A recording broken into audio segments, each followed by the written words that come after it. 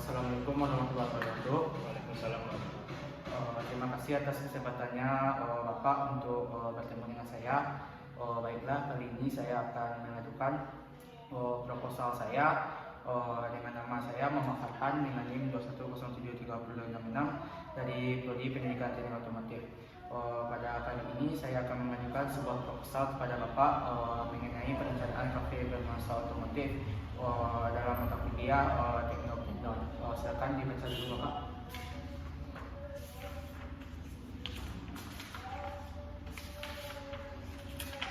Apa tujuan dari usahanya?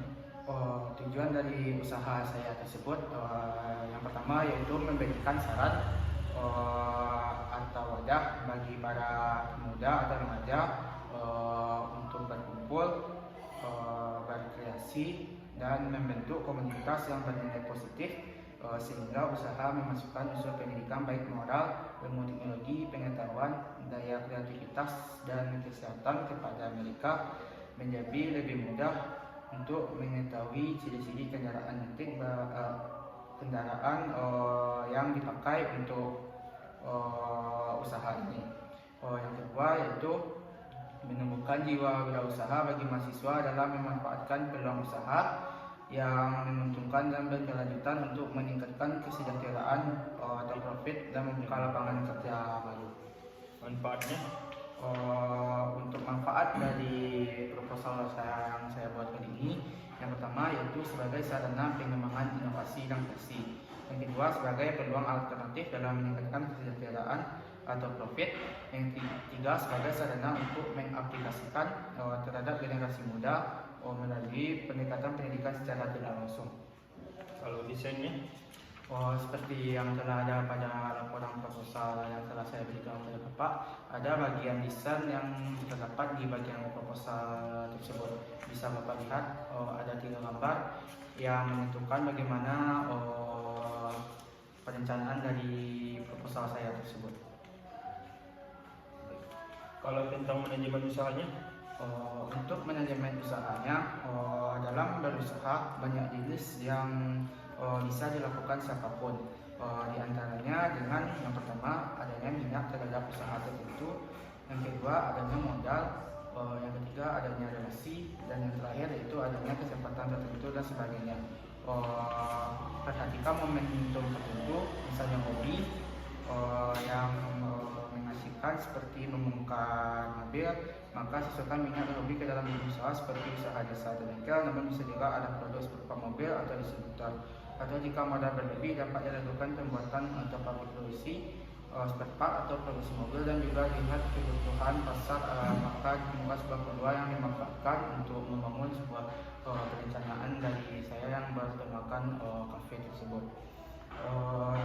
Memulai tanpa aksi adalah omong kosong, namun demikian langkah pertama tetap saja harus dilakukan karena langkah 1000 dimulai oleh langkah pertama. Untuk memudahkan hal itu diperlukan suatu perencanaan awal yang merupakan perencanaan manajemen. Perencanaan manajemen dilakukan untuk menetapkan visi, saran, dan arah dari usaha yang akan dilakukan agar segala keputusan dapat mengantisipasi berbagai kemungkinan masa datang.